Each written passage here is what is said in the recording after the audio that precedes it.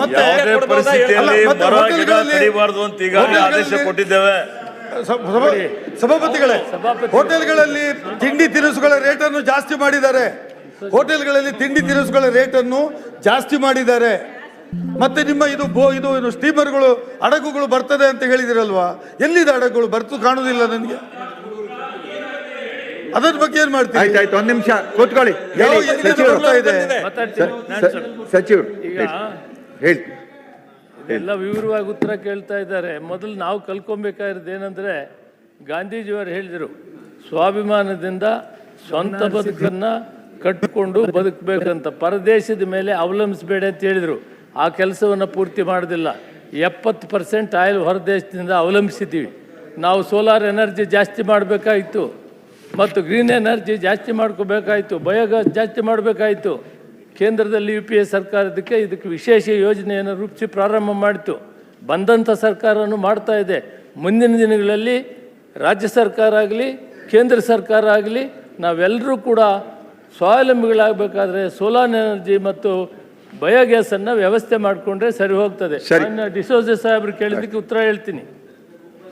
Total ಇಲ್ಲ, ಅವಕಾಶ ಇದೆ. ಉಪವಾಸ ಇರೋ ಕೆಲಸ ಯಾಕೆ ಮಾಡ್ಕೊಬೇಕು?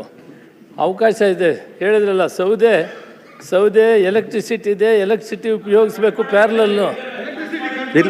ಒಂದ್ ನಿಮಿಷ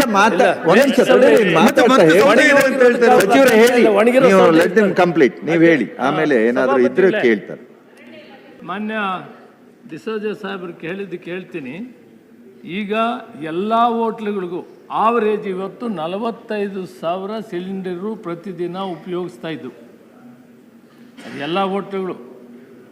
ನಮ್ಮ ಡಿಸ್ಟ್ರಿಬ್ಯೂಟರ್ಸಿಂದ 45,000 ಕಮರ್ಷಿಯಲ್ ಸಿಲಿಂಡರ್ಸ್ ಉಪಯೋಗಿಸಿದ್ರು.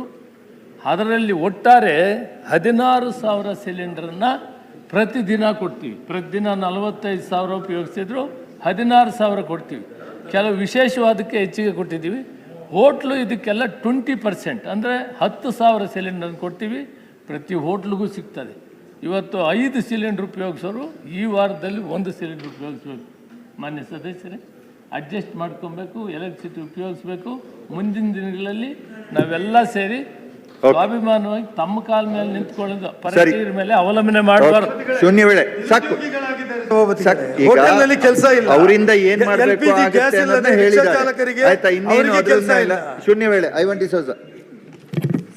ಧನ್ಯವಾದಗಳು ಸಭಾಪತಿಗಳೇ. ಉಡುಪಿಗೆ ತುರ್ತಾಗಿ ಬೇಕಿದೆ ಪ್ರತ್ಯೇಕ ಉಡುಪಿ ಕಂದಾಯ AC ಉಪವಿಭಾಗ ಕಚೇರಿಯ